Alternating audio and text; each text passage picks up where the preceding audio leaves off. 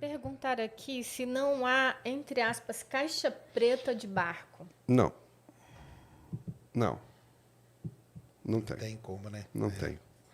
Não tem. Então, quando você não tem o sobrevivente, você só fica no campo da suposição. Quando você encontra o barco, como é o caso desse, a esperança é que o barco venha aparecer um dia, você pode ter algumas pistas do que pode ter acontecido. Nunca certeza absoluta. Algumas pistas. Pode ter acontecido isso, pode ter acontecido aquilo, ou tinha tal coisa, tal equipamento no barco estava assim, imagina que ele fez isso ou fez aquilo. Começa a montar ali o quebra-cabeça, né? Mas vai ser sempre suposição. E, na verdade, assim, diria para você que 1/3 das histórias que eu narro, que eu conto no livro, elas têm um quê por aí. Entendi. De você não saber o que pode ter acontecido. Né? E aí é mais surpreendente ainda o Titanic, porque o Titanic a gente sabe o que aconteceu, teve testemunhas, teve tudo para ser, foi mais um acidente. Não, então ele virou icônico, né? Virou icônico, total. Icônico mesmo. E uma outra coisa para o pessoal entender também, né? Que no mar, igual no ar, com avião, os navios, pessoal, eles não estão assim, andando a esmo por aí. Existem como se fossem estradas. Então, é o seguinte, se você não cruza com essa estrada, a chance de você nunca ser visto é muito grande, né? Agora, se você cruzar com uma rota, porque tem as rotas marítimas, elas são traçadas e é como se fosse estrada no mar mesmo. Então, se você entrar naquele... Tem um fly radar e tem um de barco, né? Que é a mesma coisa do fly radar, né? Sim. Você vai ver que os navios, eles seguem mais ou menos uma mesma... É como se fosse uma estrada. Então, tanto que quando tem algum naufrágio, que o pessoal, eles tentam ver, né? Em que ilha que pode estar e não sei o quê, para ver se vai cruzar com alguma embarcação que estaria passando ali. Porque senão você pode ficar a vida toda e não cruzar com nenhuma.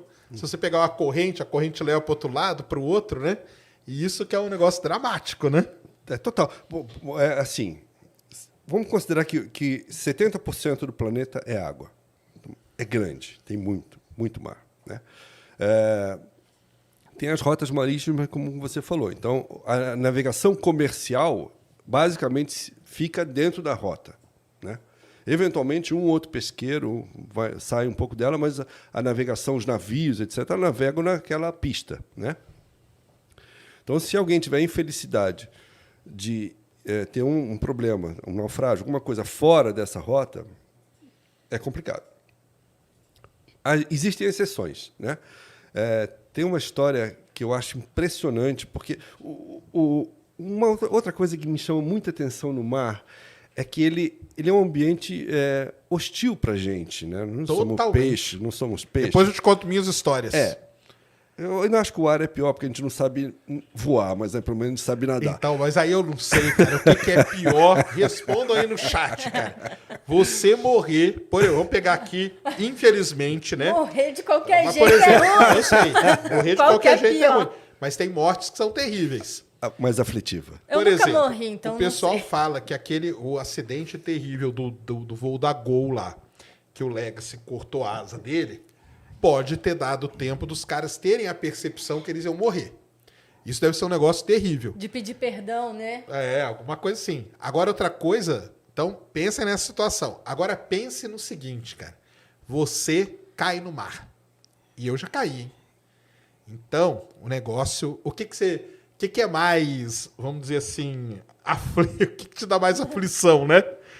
Porque no mar, a água é fria... Você começa a pensar, tem peixe, tem tubarão, tem tudo, cara. A pergunta, tem tudo. Qual você prefere morrer? Como você prefere morrer? Essa é a pergunta. Respondam aí no chat. Se você considerar que todos nós vamos morrer um dia, não é? Exatamente. Você tem 2 opções de morte. Qual você prefere? Qual que te dá mais aflição? Porque é por aí, né, cara? Eu diria o seguinte, um acidente aéreo, a probabilidade é menor da pessoa sobreviver, como a gente já falou. Isso. No mar, o que eu estava dizendo é que o mar, por ser esse ambiente hostil, etc. e tal, ele gera inúmeras tragédias e gera alguns casos de superação que você fala, meu Deus do céu, como essa pessoa conseguiu fazer isso? E desses filmes que contam histórias de mar aí, você gosta deles? Tipo, Gosto. Náufrago? Eu assisto todos por curiosidade ou por dever profissional.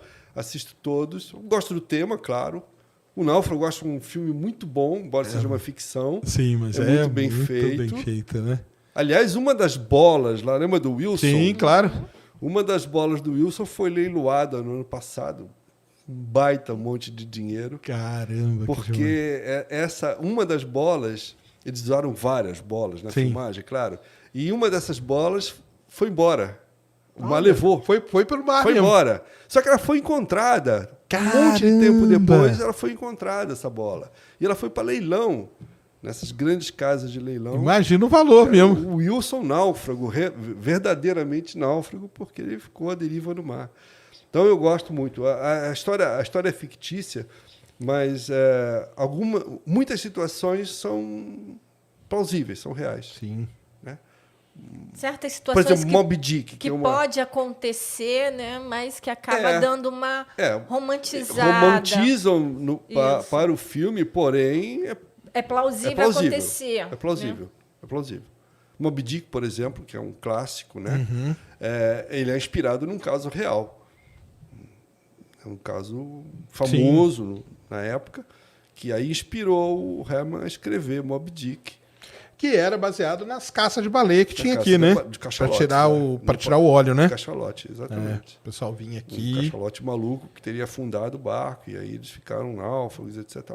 E ele foi inspirado num caso real, que foi um caso muito polêmico na época, porque uma parte dos homens sobreviveu, mas foram acusados não, eles confessaram que sobreviveram porque eles devoraram lá quem ia morrendo. Isso, Canibalismo, né? Tem aquele mais recente agora, como que chama? Que o cara fica preso, esqueci o nome do ator, é famoso, que ele não fala nada. Com o Robert Redford. Isso, Robert muito bom esse filme. Como é que chama? Não é a Deriva, não. Esqueci. Esse filme é muito bom, porque ele é uma ficção, porém, eu não consegui ver uma coisa lá que dissesse, isso não. Isso jamais aconteceria, né? Não. Tudo que está ali, eu acho que eles tiveram uma ótima consultoria ao fazer o filme, porque tudo que está ali é absolutamente possível de acontecer, e é o que geralmente acontece, exceto pelo final, porque não vou contar o spoiler aqui, dar um spoiler aqui. O final é um final romantizado, claro, né? Mas tudo que acontece no filme é plausível, sabe? A situação, a aflição dele de não conseguir lidar com a inundação que o barco vai sofrendo, e ele não consegue estancar, porque você não consegue estancar. A água você não segura, né, segura, cara? Não tem como. Segura. A força do mar, tu sabe muito bem disso, é uma coisa impossível de mensurar. E você vai acompanhando o desespero dele, né? Impossível de mensurar. Uma ondinha de 1 metro de altura derruba uma parede. Não, é complicado. Tem aquele lá dos mergulhadores, aquele lá da aflição. Qual deles? Que eles vão mergulhar, na hora que eles voltam, o barco foi embora. Esse é um caso verídico, inspirado num Esse caso é verídico, né? É um casal. Inspirado num caso verídico. Depois desse episódio, mudou-se o protocolo dos mergulhos no mundo inteiro. Caramba! Hoje em dia, qualquer operadora de mergulho que sai com um grupo de mergulhadores, ela faz uma chamada 1 por 1 na volta para ver se todo mundo está no barco. Que era uma coisa que não se fazia. E era um básico, né, que você ia pensar, né? Não se fazia. E aí o barco foi embora e eles então, ficaram. né, É real. O caso foi tragicamente real. Tem outros casos que viraram filme que também foram casos reais, assim, absurdos. Eu esqueço o nome do filme, esse que é o problema. Que é uma história muito aflitiva, como geralmente são essas histórias, né? São muito aflitivas, que é inspirada numa tolice, assim, numa coisa que você fala, mas qual é o problema? Era um grupo de casais, três ou 4 casais numa viagem de verão. Se for o que eu estou pensando, são 3, que eles pulam na água. Exatamente, esse aí. No Mediterrâneo ali. Né?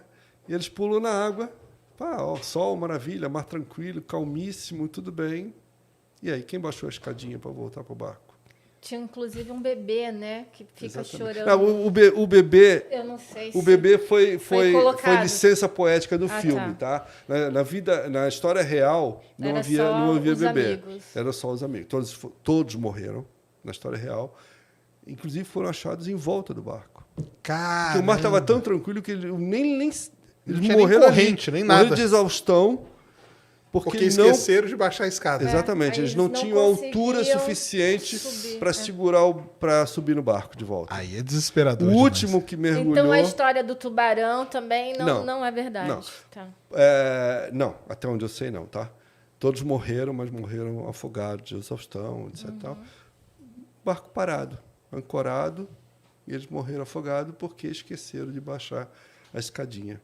Caramba. E não volta. E não consegue, você não consegue Tentavam voltar. colocar Isso deve ser desesperador demais. Muito aflitivo, né? Porém, de novo, é perfeitamente possível esquecer de baixar o negócio. de novo, inclusive. É verdade. Basta você ter um barco alto que você não tem acesso. Uma turma de amigos, todo mundo lá brincando. Vamos pular na água, pula todo mundo. Exato. E não baixam. Aí tenta subir pelo cabo de âncora. Às vezes consegue, mas é difícil, não é muito fácil. Caramba. É doideira. Tem aquele lá da Tempestade também, né? Como que chama? É mais antigo que dá aquela tempestade, que é a tempestade perfeita, né? Sim. Esse filme é muito. Esse caso é verídico também. Também tá? Tem até um monumento a esses pescadores lá em Massachusetts, nos Estados Unidos, que eles saíram de lá.